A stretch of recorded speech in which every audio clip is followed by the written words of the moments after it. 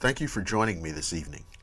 I noticed that most of you have arrived armed with certain protective paraphernalia: crucifixes, sea salt, wolfsbane, and holy water. I doubt, however, if tonight they'll do you much good. You see, tonight I offer up a selection that deals with matters of the flesh, and what terrors might be unleashed in the excessive pursuit of creature comforts. Our story is called The Kiss, and is presented to you here on the Nightfall radio show.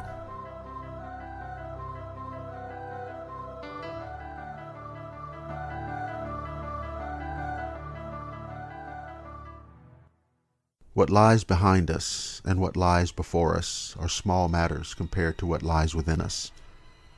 Ralph Waldo Emerson. Boston, Massachusetts, 1845.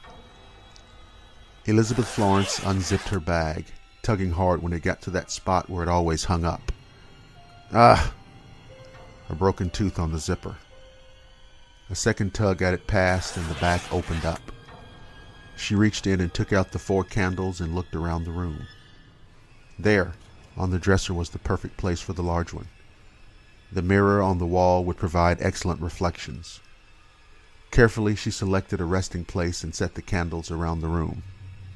On a bedside table beside the table lantern, on a table across the room, and one on the windowsill. She lit each one as she carefully placed them, looking at him on the bed, resting so peacefully, to see if the light was hitting him just right.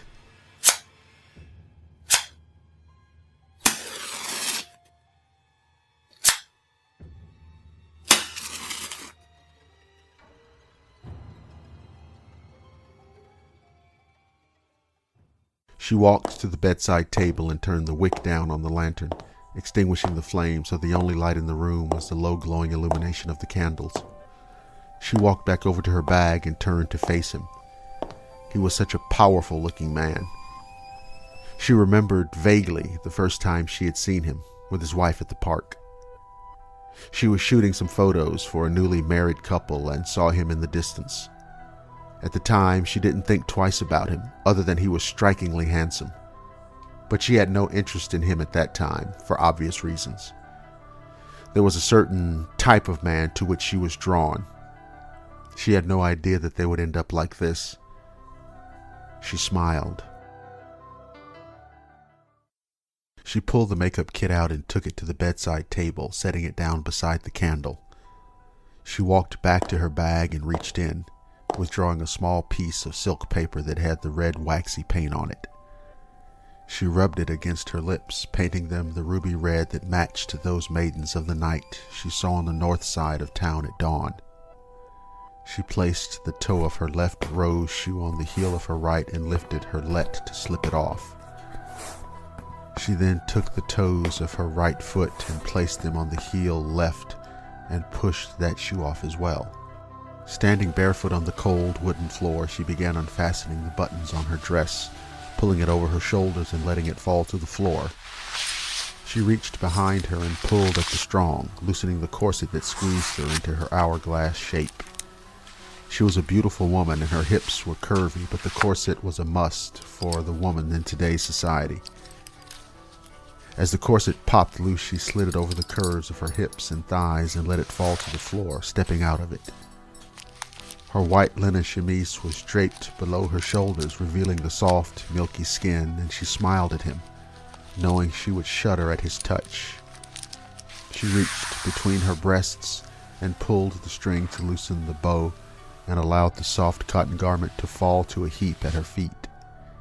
She stepped out of it and began walking to the bed, smiling at him.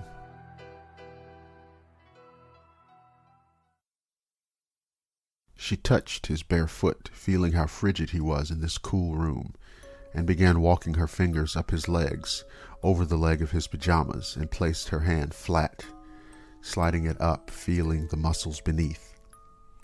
Her hand continued to slide to his chest, and she marveled at the shape of his body.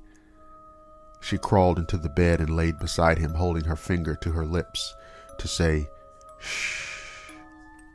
She knew his wife was near, and it would not be wise to draw attention to the room. She began unbuttoning his nightshirt from the top, 1 button, 2 buttons, and slid her hand inside to touch his chest, her fingers gliding through the hair. He pulled back and unbuttoned the 3 final buttons and tossed the shirt open, exposing his chest. Her heart began to race, seeing his naked torso, and she knew he must feel it. She threw a leg over his waist and was atop him, straddling him, as she placed both hands on his stomach. She took a deep breath and again placed her finger against her bright red lips. "Shh, darling, not a peep," she whispered. She reached down and untied the string holding his night pants on and began loosening the waist and pulling them down, sliding down his legs and pulling the pants with her until she had them completely over his feet. She smiled and marveled at his body and could feel herself pulsating with desire. She placed her hands on his feet and began sliding her hands up his legs as she began to crawl back up. She got her hips positioned over his, her legs straddling his body, and she stared at him, feeling his love for her and hoping he would feel hers for him. It was the aroma. There were many things that attracted women to men. Yes, the thought of today's society was that real ladies didn't think like that. She thought. She would be ostracized by the community had they known the thoughts that ran through her fair head. For her, it was the aroma. The smell that came through her nose and penetrated her soul was erotic.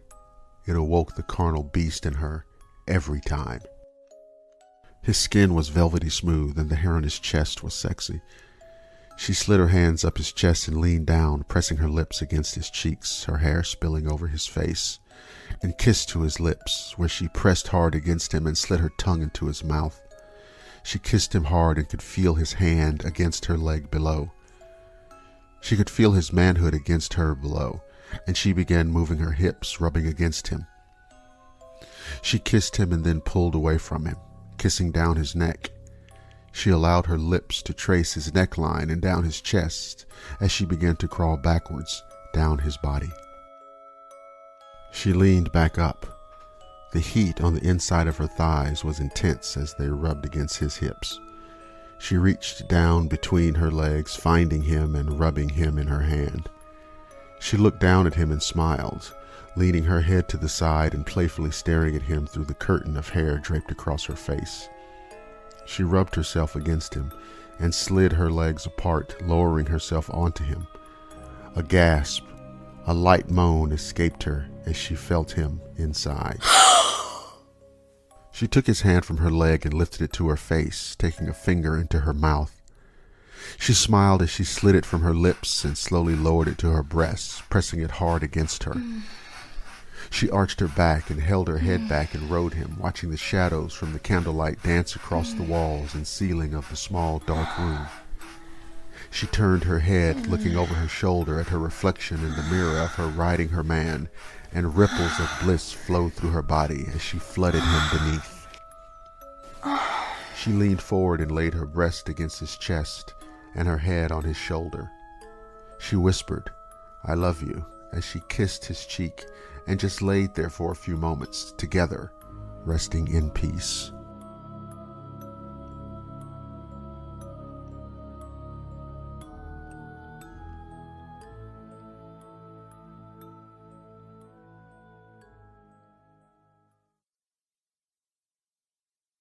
She looked in the mirror, straightening the bodice of her dress. She looked at the low neckline and made sure that it was low enough to showcase the locket that hung from her necklace. She placed the candles back into her bag. She then placed the makeup cases back into her bag, zipping the bag closed and, again, fighting with the zipper as she tugged it past the broken tooth. She turned and looked at him and smiled. He was so handsome in his suit. She walked to the bed and leaned down, whispering, "I'll see you in a few minutes, sweetheart." She kissed him on the lips again and turned to get her bag. As her hand turned the doorknob of the door, she took one more glance at her prince, smiling at him, and opened the door and whisked out of the room. The others in the room looked up as she entered, closing the door behind her. She felt that level of excited nervousness that she always felt. Did they hear anything? Were they listening? She surveyed their eyes. Did they know? The woman in the purple dress, his wife, walked towards her. Her eyes were wet and slightly bloodshot. She stared into Elizabeth's eyes, and Elizabeth noticed she was wringing her hands together. Is he... She struggled with her words and looked down at her hands as if the words were there. Is he ready? She looked back to Elizabeth and saw that there were tears in her eyes as well. Elizabeth touched her hands and nodded from behind her tears. She could feel the woman's hands trembling from the tremendous grief and absorbed it, allowing it to well up in her own emotions. Yes, she sobbed lightly. Yes, he is ready. She turned to the two men, one his brother, and the other the brother of his wife. You can bring him in and set him up now, she said. Please take care with his face, as the makeup is already on him. Elizabeth walked to the parlor where her calotype was and began preparing the paper with the chemicals for the photography.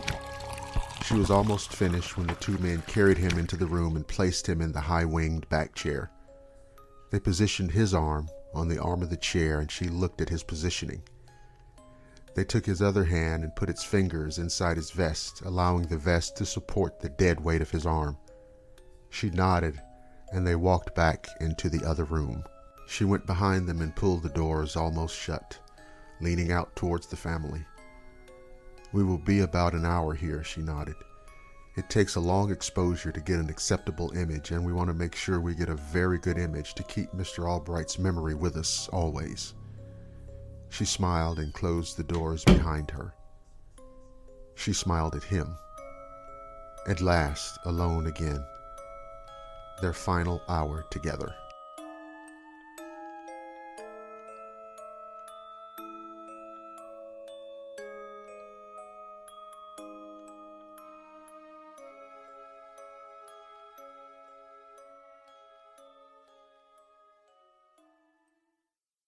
And that concludes another excursion into the darkness on the Nightfall radio show. Thank you for listening to the program. The Nightfall radio show can be heard exclusively on the Blackwater Media YouTube channel. If you enjoy the show, please remember to like, subscribe, and share. If you would like to submit a short story, poem, or artwork, email your submission along with a brief bio to nightfallradioshow@mail.com. I'm your host, Dr. William Lester. I'll see you again at Nightfall.